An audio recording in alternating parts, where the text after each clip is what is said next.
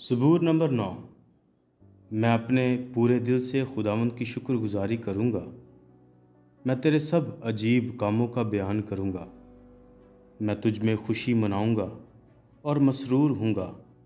ए हक ताला, मैं तेरी सिताइश करूँगा। जब मेरे दुश्मन पीछे हटते हैं तो तेरी हुजूरी के सबब से लग़ज़िश खाते और हलाक हो जाते हैं, क्योंकि तू मेरे हक की और मेरे मामला की ताईद करता है। तूने तख्त पर बैठकर सदाकत से इंसाफ किया। तूने कौमों को झिड़का, तूने शरीरों को हलाक किया है। तूने उनका नाम अब्दुल अबाद के लिए मिटा डाला है। दुश्मन तमाम हुए, वो हमेशा के लिए बर्बाद हो गए।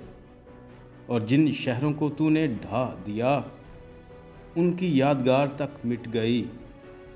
लेकिन खुदावंद अब तक तख्त नशीन है।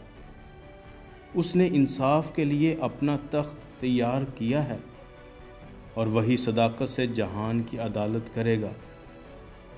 वो रास्ते से कौमों का इंसाफ करेगा।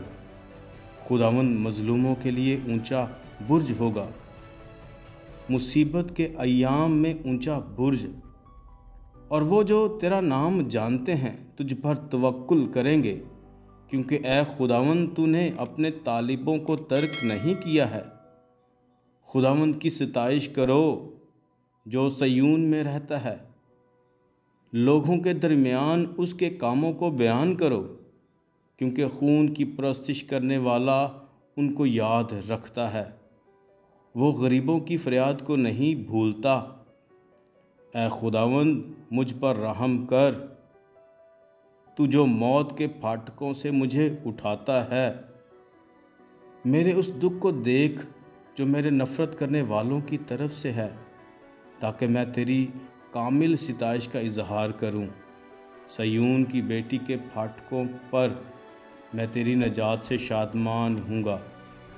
कौमें खुद उस गड्ढे में गिरी हैं जिसे उन्होंने खोदा था। जो जाल उन्होंने लगाया था उसमें उन्हीं का पाँव फंसा। खुदावंद की शोहरत फैल गई, उसने इंसाफ किया है। शरीर अपने ही हाथ के कामों में फंस गया है। शरीर पाताल में जाएंगे, यानी वो सब कौमें जो खुदा को भूल जाती हैं, क्योंकि मिस्कीन सदा भूले बसरे ना रहेंगे। ना गरीबों की उम्मीद हमेशा के लिए टूटेगी। उठ ए खुदावंद, इंसान गालिब ना होने पाए। कौमों की अदालत तेरे हुजूर हो।